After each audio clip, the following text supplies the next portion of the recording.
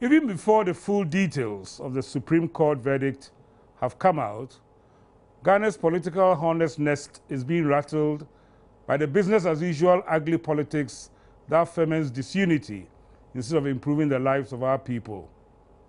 What lessons, if any, have we learned over the past 9 months of elections, the petition, and how the outcome is being received? How do we bridge the disconnect between the Ghana First position of President Mahama Nana Akufo-Addo and the anti-Jai belligerence of their managers and handlers? What must be done in the next 12 months to maintain the peace and national cohesion that we have desired and enjoyed in the 21 years of our Fourth Republic? And lastly, how should Ghana's politicians and opinion shapers go about their business of competing ideas and personal conduct to demonstrate that democratic politics is about counting heads and not cutting heads? Joining me tonight are the Most Reverend Professor Emmanuel Asante, presiding Bishop of the Methodist Church of Ghana, and in this context, more importantly, the Chairman of our National Peace Council. Welcome, Reverend. Thank you. Mrs. Charlotte Osei is the Chair of the National Commission for Civic Education. Welcome, Charlotte. Thank you. And Dr. Kwesi Enin is the Research Director, Kofi Annan Peacekeeping Training Center. Welcome, Dr. Enin. Thank you.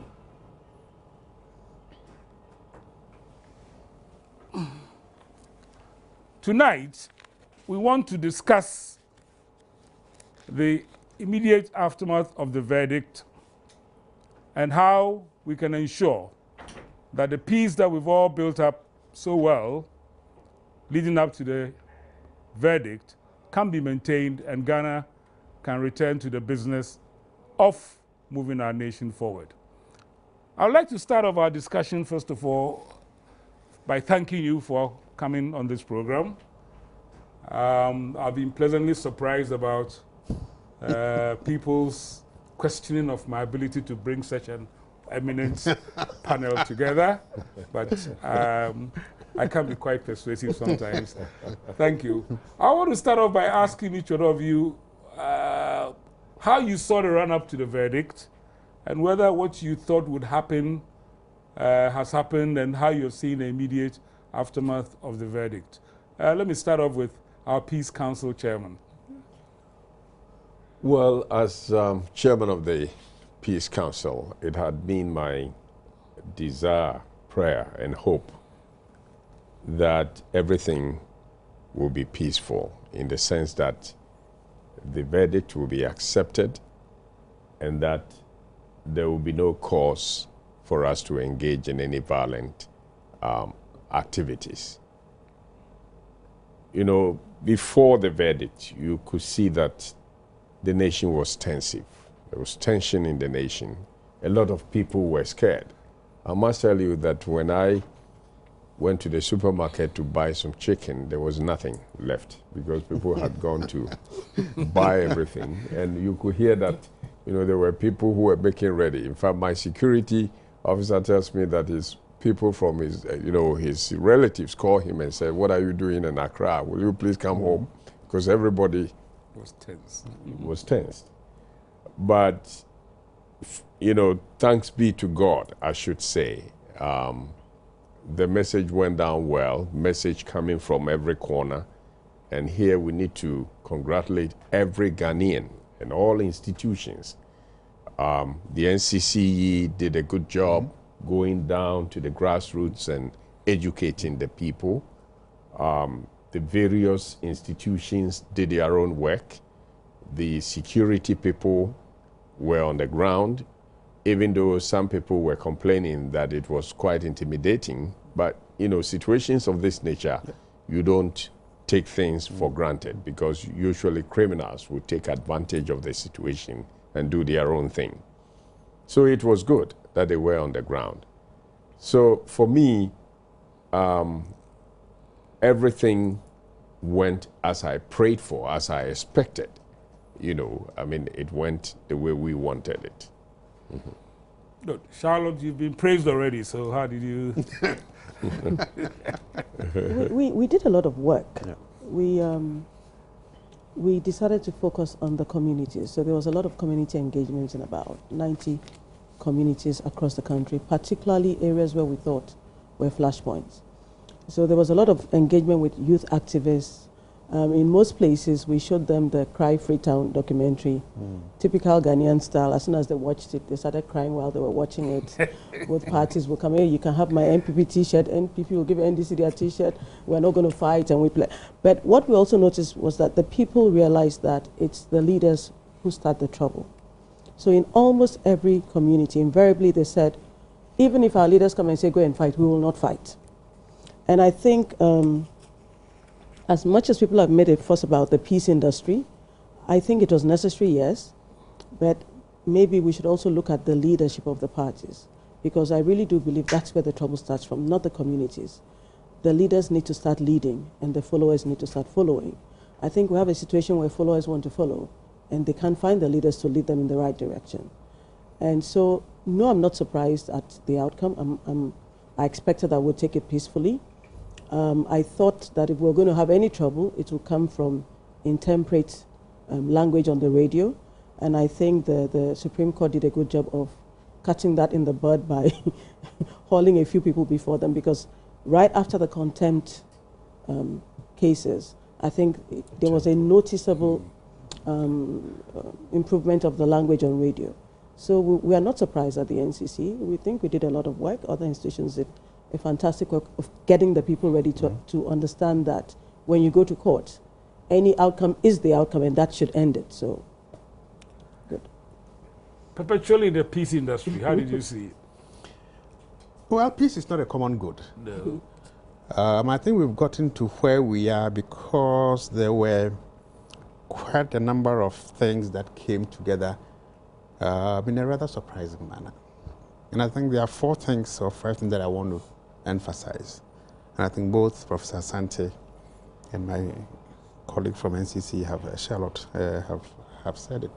One is that institutions do matter. And those who lead those institutions also do matter. And I think that is one of the critical lessons that we've all learned from this. And I think my 2 colleagues have indicated that the palpable tensions in this country sort of dissipated when the Supreme Court demonstrated that it had teeth. Now, what it means is that how do we then extrapolate that to come to the police service, the IRS, the Ghana Education Service, okay, the Environmental Protection Agency. Okay, now all institutions in this country must use the powers that have been vested in them to turn this country around. That is number 1. Number 2, the project called Ghana Integration Incorporated has worked from the Nkrumah time to this period. But Ghana integration meaning that a certain sense of Ghanaian, yes, being a okay, Ghanaian. that we are building a community of Ghanaianness, of shared values and of shared norms. Now, that has an implicit implication for politicians. And as Charlotte said, I would put it less diplomatically than she did. We just don't trust you guys anymore. Including me? Yes. Are you a politician? Yeah. Now, because now Charlotte's institution was one of those that came to us at the Kofi Annan Center and said, guys, can you do us a risk assessment? So we traveled to 7 or 8 regions in this country, spoke to different groupings. You have to give them the timeline. This was about April? Yeah, this was around April, at the height when people were frightened, uncertain. And the ugly noises were being made. Not only ugly, but very stinky also. Very stinky noises. Threatening. Threatening, abusive, insightful noises that could, really have led this country into some kind of danger. And I think by virtue of the fact that youth groups, market women, people with physical handicaps, chiefs, student leaders, all said, we are Ghanaians first and foremost before any of these funny acronyms masquerading as political parties. That is the third. The fourth is that we've now demonstrated beyond any shadow of doubt that bad language will end you at the ICC. And I've apologized to Reverend Asante because I wanted really to read the disgraceful types of rhetoric coming from people who are in cabinet, in parliament, and it is just disgraceful. The fifth and the final point that I think for me this 9 months demonstrates is that election 2016 is going to be very different. That you've got to tell us what you're about. Yes, what you're about.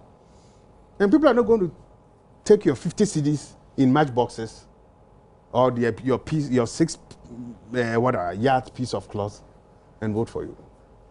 And I wouldn't be surprised if post 2016. What are chickens from the supermarket shelf? Not my help. No, well, if they are wholesome. Those ones, these were people who were getting ready. So I think so I think the sum total of this 9 months is that it's tempered us. Yes. It's made us better, stronger Ghanaians and a more mature people. That's an excellent start. But let me maybe dampen this wonderful, enthusiastic comment by showing you 10 slides of what has happened since the decision was given. These are 10 slides. I pledge to unite Ghana, President Mahama. Nanado congratulates Mahama after petition dismissal. Petitioners had a weak case. Surprise SC ruling wasn't 9-0. This is the Vice President of Ghana speaking. Okujeto dissents on VIP for suggesting election petition was unnecessary. Chachuchikata accuses Supreme Court Judge Anim Yeboah of bias. Sir John dissents on Chachuchikata, cautions him against attacking the judiciary. Sense of irony there somewhere. SC ruling a miscarriage of justice. Kofi Juma praised Afarijan for Ghana's peace, not Akufo-Addo. Asiedun Ketia.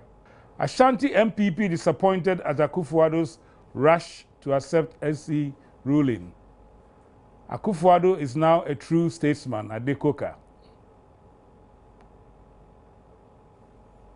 MPP sets up committee to assess SC ruling on election petition. Ayukwe Otu disappointed in Akufo-Addo. MPP will come back stronger in 2016. Cabo. NDC, petition victory is for Ghana, not us. AFA congratulates President John Mahama. Election petition, MPs pledge to abide by verdict. And we go by the Supreme Court decision, spokespersons. Supreme Court verdict victory for all, National Peace Council. West Africa Network for Peace Building, the Institute for Economic Affairs, and the Ghana Center for Democratic Development. And the last one, avoid acts that will disturb the peace. NCC urges youth, and let's resolve to move Ghana forward. Reverend Professor Emmanuel Asante, who is here with us. Now, the reason why I show these 10 slides is that the positive run-up to the verdict seems to be getting rather quickly torn apart by the actions of politicians and their hangers-on. The two protagonists have said, let's move Ghana forward. But their handlers and managers are saying something else. Charlotte, can you hinted at politicians and their frivolities or their failure to lead.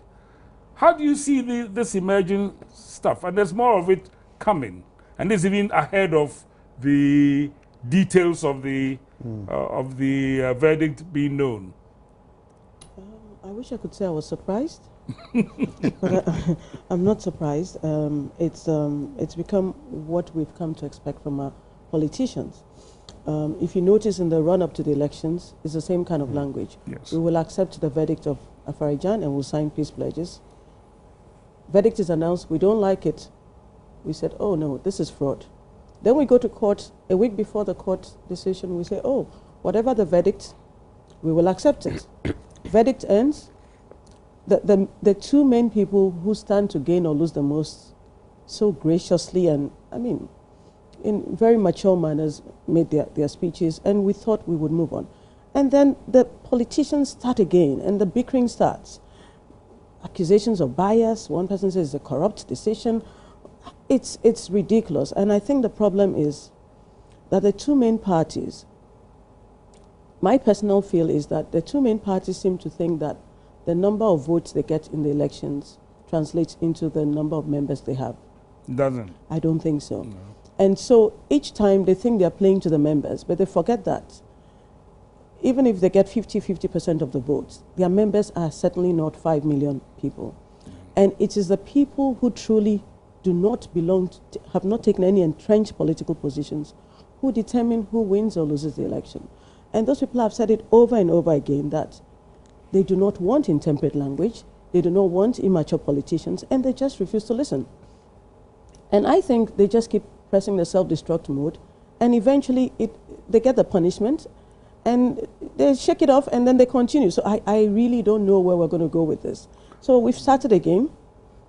It was corruption, it was this, it was that, but we had all pledged that we were going to accept it. Yeah. The people have accepted it.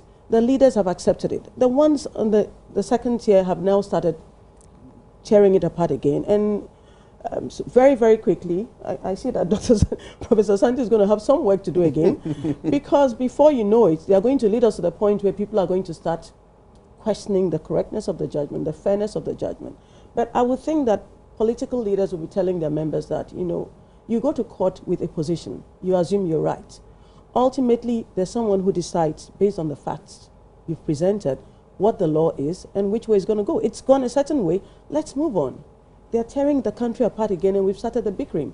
I don't know what the politicians want. Because the politicians are not speaking. What they tell us in public is not what they say behind closed doors. That's what I'm saying. They think that the 5 million people who voted are their members, and they think this is language that is pleasing to those people, and it's not. No, actually, that language is not meant for us. That language is meant for the international community. I see. Oh, you think Okay? so? Yes, our politicians speak with 4 tongues. Four. Four tongues. You counted. A mellifluous, sweet tongue, in which they use all the appropriate physiologies for our development partners. That, in a certain small sense, also appeals to us because it sounds nice. The second is what they say behind closed doors to party hacks. Because, you see, those who behave the way they behave is because they know that they're also appealing to the leaders. The third is the grandstanding on political platform, blah, blah, blah, blah, blah. The fourth and the most dangerous is the unspoken body language. That says, look, none of our manifestos says we support violence, abusive language, but please go along, do what you want. We will never excommunicate you from the party. And it is the fourth that is the most dangerous. So the two big men have accepted and they've pledged, but that's for the international community. It's just to say that, oh, no, we are nice statesmen. We know how to play the international game, but the rest is just a talk. Most Reverend, here I thought we were finally going to have our breakfast session. And it looks to me like your work is cut out to continue. Well, I think we need to nip it in the bud. Sure. You know, something ugly is rearing its head. It seems we are going back to where we started. The euphoria of the acceptance of the verdict, the statements made by Nana Akufo-Addo and the president seems to be giving way to these invectives again. And I have had calls from FMs wanting me to comment on some things I have not even heard. But I think it is important for us to make it clear, as my dear sister has said, this country does not belong to the political parties. It is about time civil society, the citizenry, really get up and begin to speak The platform is there. The CFI, Yep. you know, I mean, I'm glad that the TUC, the General Secretary of the TUC, on 2 occasions that I've heard him speaking, made it clear that we want to make it clear to the political parties that the country doesn't belong to them. You know, I do not understand why the nation's heart should always be on fire, simply because politicians are speaking. What we really need in this country is not those talks. There are a lot of people out there, young people who are without work. Yep. Galamsey is destroying the environment. All sorts of things are happening in this country. How long are we going to continue with these bickerings? I believe that when we chose to go to court, we believed in the judiciary as an institution, as a very important arm of government. For 8 months, we were all given access to what went on.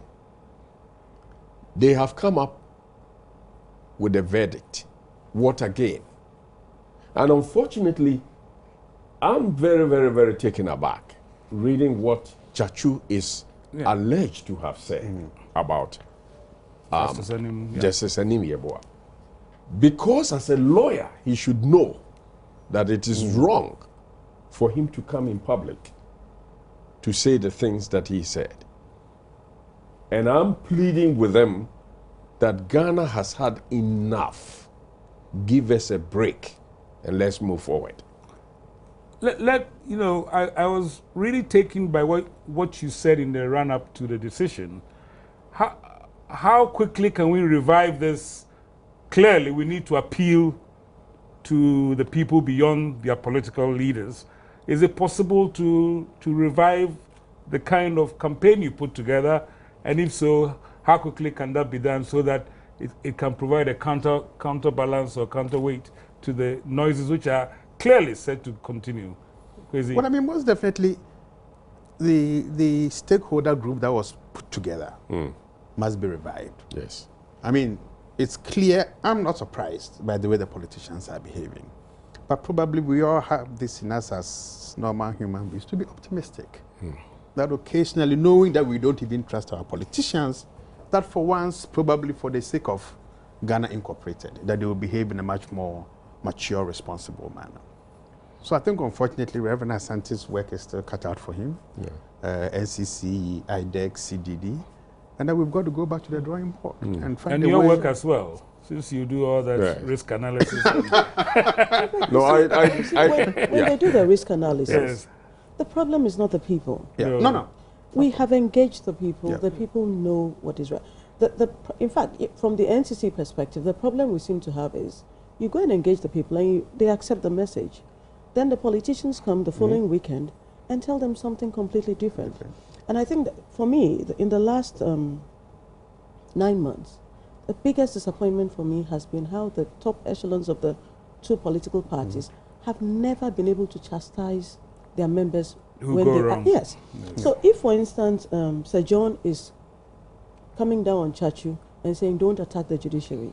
I've read comments just yesterday by members of the MPP saying this was a corrupt judgment. Yes, That's a very strong word to use. I haven't heard Sir John. That's a major attack on the judiciary. I'll expect Sir John, as General Secretary, to also come down on his reply and say, do not use this kind of language. I'll expect the leaders of the NDC to come down on their people who make comments which are likely to denigrate the judiciary.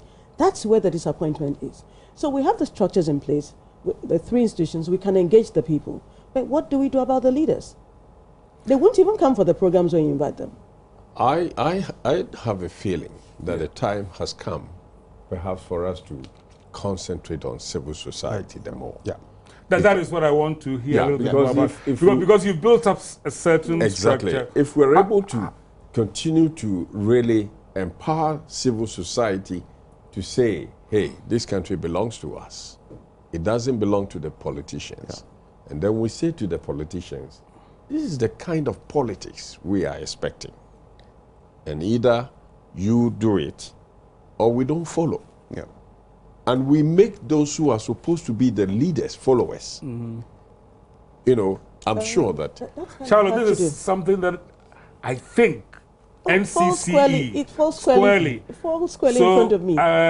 Let's assume, because I know that the challenge is always resources. And if we need to go and find the resources, how are we going to, in effect, make NCCE No, assuming provide? we had all the resources. Yes. The challenge truly is that the people are not ready to. It's not as easy as Prof puts it to assume the leadership. If you take the issue of intemperate language, Yes. from the whole of 2012, constantly people complained about the intemperate language on some radio stations in particular. People complained, the politicians wouldn't listen, they continued. And I remember when the Media Foundation for West Africa was launching the monitoring mechanism for monitoring intemperate language, I said, a simple tool is for people to put their money where their mouth is, or move your money where you don't. So basically, if a particular station promotes hate speech, intemperate language, pull your advertising from there. When they feel the pinch in their pockets, they would learn to behave better. No one did that. The civil society continued to support these radio stations through advertising. And the intemperate language continued until the Supreme Court locked up a few people. All of a sudden, I was shocked. I was like, if this is what it took, maybe we should have had them locked up at the beginning of 2012, would have had a more peaceful election. So there is, I'm not sure engaging, we have done a lot of engagement. From election, post-election, we've done a lot of engagement. Radio is meant to be, if you like, the most effective medium at the moment. I mean, the last sort of things I read talked about up to 80% or more of people. I mean, the message that you developed at the campaign, could we replicate it, let's say, on radio in a sustained manner? Because I fear that if we don't arrest this thing, right now, then all the efforts that were made prior to the verdict. No, but let me say to Charlotte that in spite of all that, we shouldn't give up. No, we're not giving up. We should continue, because as far as I'm concerned, yes, I mean, we have talked to one or two. But for the, I mean, if you look at the few weeks before the verdict, the involvement of civil society, I've never seen something like that in this country. So I think the critical point now is, first, how do we sustain it? But even more importantly, how do we build these networks of like-minded civil society institutions, that are willing to say that there is a supreme interest that binds us together over and above these political parties. Exactly. You see, because no political party in this country is governed by principles and norms. No. Otherwise, leaders who use invective, insightful language that will actually land them before the ICC ought to have booted these people out of the party. But no single individual since 92, probably people can correct me, have been dismissed or kicked out of a political party for dirty behavior. I'm suspending in the air, by the way. Well, your case is very special. We're not going to go there. No, but I thought this is where I thought that we could build something around Charlotte's institution. Yes. In a way, sort of the civic, if we wanted to build But I've got some very clear ideas which I can share with, I cannot share here. Yes. But peace is a business, first and foremost. There's a certain perception that peace is a humanitarian engagement. It is not. No. Peace is a business. So, I mean, what are the rational choice arguments that we can use to get Charlotte some money? Okay? Now, I'm liking this discussion. Now, how many businesses have come into this country because they think we've got some oil and gas? Yes. Number one. Number two, how many businesses, fairly quack ones, have come into this country to do galamsey? Now, those ones, we've managed to drive them up, but we don't know where the gold has gone and the diamond and where the monies have gone. I think some have gone to Al-Qaeda, but that's a different story. I'm not even too sure whether when we you succeeded in get driving them out. So it depends upon how we package peace. Okay. And for Charlotte and her team to sell that, including the backing of this MPP, civil society. Yes. Okay. So, but there are technical procedures that can be used. Right. And I think we've engaged that in terms of small arms. Okay, we are engaging that in terms of narcotics. Okay, so how can we bring that to the peace debate in Ghana and build a civil society consensus that tells politicians, as Professor Asante is saying, this is no more your business. This is my life. Yeah, it goes beyond. Yes. We want to take control of our lives. We want to take control of our futures. If you want my vote, you've got to learn to behave in a very decent and dignified manner. So far, you haven't been able to do that. But one of my concerns seems to be that the whole institutions of political parties in our dispensation doesn't seem to work. You know, the leaders, I know, for example, that Nana Addo was chastised immediately he accepted the verdict. Why didn't he consult us?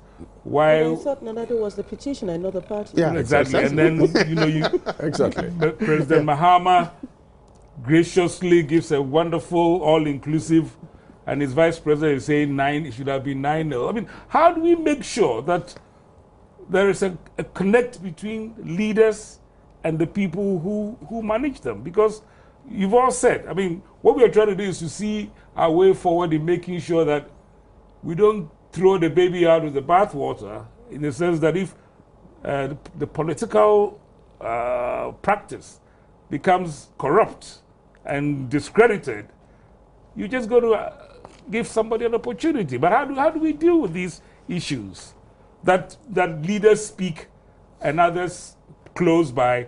I know your 4 thing works, but what do we do in the next month or so? No, you see, Dr. Ning mentioned right from the very beginning, when, and Charlotte also said it, when the Supreme Court cracked the whip, we saw what happened in this country. And I believe that, excuse me, the various institutions that we are talking about, the political parties, if truly there are structures in the party, hierarchy, if there's what we call discipline anywhere, and people will begin to crack the whip rather than play politics, politricks, as some people call it, then I'm sure we're going to get somewhere. But Because Reverend, here you are, the MPP has set up a committee to probe the verdict of the Supreme Court. And this committee has been set up by the executive committee of the party. Well, let's say that maybe they want to look at the details and see what lessons they can learn from that. I hope so. Let's give them that benefit of the doubt for now. I mean, it's an academic party, Yes, so let's hope it's an academic exercise. Let's hope that is what they want to do. Yeah. Because, I mean, they know for sure that, you know, what is it that they're going to do? I mean, they've come out openly to say that, listen, we're not going to go for any kind of review. Yeah. And they have accepted the whole thing. So let's not be worried about that. My concern is that when individuals within the parties, NDC, NPP, and I'm mentioning the 2 parties because the other parties, they won't kill a fly anyway, even though you may have 1 or 2 of them also playing, trying to attract. Sometimes I get the impression whether they are trying to attract attention somewhere, saying some things. I think it is important that people begin to crack the whip, no matter where it comes from. If it is the General Secretary who is misbehaving, who is not intemperate with his language, that will plunge this country into violence, I think they need to call such people to order. You know, this whole business of creating tensive atmosphere in this country must stop. Because, But you see, I mean, people must be made to know that there are 2 choices, truly, if we want to follow this rabble-rousing invectives. Do you want to go to Togo, Burkina Faso, or La Côte d'Ivoire as a refugee? I've been a refugee for 20 years.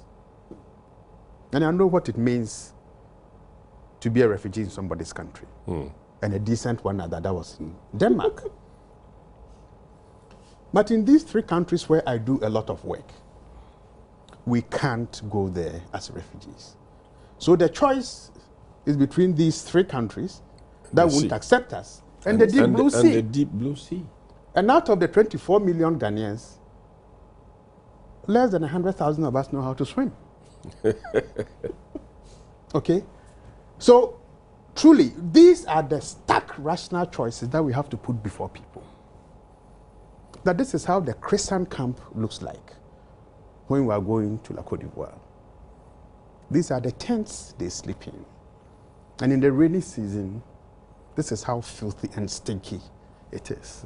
But can we exercise the kind of sanctions that eventually brought the temperature down on bad speech? I mean, do we have any? Yes, we can. What kind of things can we do to bring these politicians to book?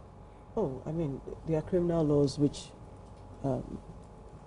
criminalize hate speech. But I think even before we get there, back to your I'm question. talking about their own internal cohesion, the failure, the disconnect between what their leaders are saying and what their But I think it takes me back to your earlier question as to what can we do. I think it's the engagement with the people back again. Okay. We must strengthen the people through civil society to the extent where they can demand better leadership from the politicians.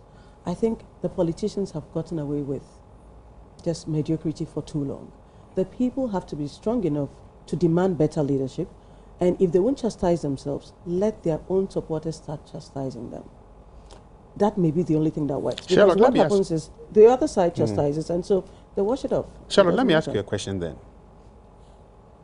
Are there forces for good within these parties that we can isolate fantastic question. and engage? I've I'm never been saying- in any of the parties, so I wouldn't know. No, see, I'm saying this because when I spend most of my working life talking about or thinking about terrorists and terrorist violence, I reach the point where I'm asking myself, is it worthwhile talking to terrorist groups? And can I identify Moderates. moderates within those groups that we can talk to? Maybe our I host can believe help that- us there. Are there forces for good within the NPP, for instance? No, all political parties. Let me tell you my There are experience about Yeah. you know. And can we Let identify me tell you them? about Begin to engage them, encourage them to Let me speak. tell you my experience of politics in Ghana. My experience has been that it is not about the good of the people. It is about the personal interest of the politicians. I stood for chairmanship of my own party. I was the only politician who went to every single constituency instead of bringing people together. I actually went. And much to my horror, there wasn't one single meeting where anybody said, oh, we need a KVIP here. We need a market here. It was always about how we've sweated and got nothing out of the whole process. So that is the reality, and I'm sure it's the same as you know, when people are paying enormous sums to be nominated DC, etc., it cannot be about wanting to do good for the people. But then that ties into, I think Charlotte's point about, you see, we know why leaders lead, but sometimes we don't really understand the mechanics and the dynamics of why the followership behaves the way they do. But if I tie this little conceptual thing to what you've said, you see, leaders can talk about we will accept the SC verdict. But you see, politics, as you've said, is not about the public good. No. It's about how do I ensure that Reku Brobe gets to the top and I can get some of the patronage that trickles down. That's it. Okay? And it is that patronage system that breeds the hatred, the violence, and under all circumstances, Professor Asante must become president. And Charlotte the vice president. And of course, be nice, huh? as the That'd be a person, nice ticket. maybe we should start You considering be the campaign manager. I guess they would definitely have lost then. Freedom and Justice Party. Okay, so it's these interests that drives people to say, whatever it is, I must win. That turns it into a zero-sum game. Now, how do we turn that round to say, look, let's identify moderate, decent, dignified voices and forces within these parties and begin an engagement But process. let me yeah. come back to that question Yes. though. I mean, there are moderates. Yeah. I mean, we have attempted Yeah. to do that. In a lot of the things that we have done covertly, we have done it through the people we have identified Yeah. as moderates. I have had to even invite some people to come sat in my home. We have talked on issues, and I have heard them trumping it in different places. Good. You know, so there are moderates. Perhaps we need to engage such people the more strengthen them a bit. to strengthen them, to isolate. Yeah. You know, those you know, so they themselves now categorize themselves in terms of the doves and the hawks. Yeah. You know, so Good. We are coming rapidly to the end of a very interesting discussion. So I want each one of you to give me, or all of us, a 1-minute final take on the way forward and what we should be doing in the next few weeks, where the tension is going to be very high, and how do we energize civil society and the entire country to focus on the Ghana First agenda. Let me start with you, Kwesi. Well, I think we've got to go back to this fascinating, cross-cutting stakeholder group that was put together before the verdict. And I think that galvanized this whole country. It demonstrated how ordinary people, given a voice, can actually push for an agenda that says we've got to behave in particular ways. Probably we've been too optimistic post Thursday in thinking that we could go back and sleep. So, Will Charlotte and Professor Santi, we are here to back you. Charlotte, but we've got to from go your back. where you're coming from, In terms of our strategy at the NCC, we had a pre-election strategy. at the post. We had a post-election engagement. And then when the petition came, we had a pre-petition, verdict, and post-verdict. So for us, it's still ongoing. So your We prognosis, you had a sort of anticipated this. Oh, we knew this was going to happen. But I think going forward, we need to strongly remind the people that there is a reason why our constitution says that sovereignty resides in the people of Ghana. Not the politicians, not the political parties, not even the president. That we must engage the people, we must strengthen the people to take back that power. And if the leaders of our political parties won't lead, we would lead them. Reverend, what would you do in your overtime? no, Overtime I of peace. Yeah, now. yeah. I definitely think that there is the need for a review. I mean, the civic forum. Qualify review. No, Not that kind of No, review. I'm not talking about the. Yes, I need to qualify that. I'm not talking about the review of the verdict, but I think we need to, sit again. I mean, the group that was put together.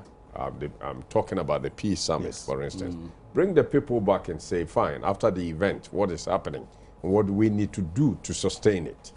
And the peace industry, let me say to those people who were talking about peace industry, the peace industry will continue because we cannot afford not to continue. Definitely not a conflict industry. Yes. That we don't want. Hopefully that will increase our value added in GDP. Thank you very much for a wonderful discussion. Tonight, we've begun a series of discussions which we hope will also translate into actions that will ensure that this country remains at peace and united. I'm told of a former Yugoslavian president called Tito, who, when his people went to election, said they will continue to vote until they get it right. It looks to me like Ghana's political parties only see things their way when the decision goes their way. But that is not the stuff of democracy. That is not what we seek. Even in our own culture, when people take their grievance to the elders and they sit down and they discuss, the verdict is accepted by all. In the run-up to the verdict, I said our political parties were preaching war, preaching peace, and preparing for war. I think what this country needs to do is to say that we, the people of Ghana, shall marshal ourselves and take on anybody who wants to destroy the peace and tranquility of our country. Thank you very much for being with us tonight. We shall return next week to look at what kind of changes should we make to the election process to ensure that 2016 does not repeat any of the problems of this year. Thank you very much. Good night.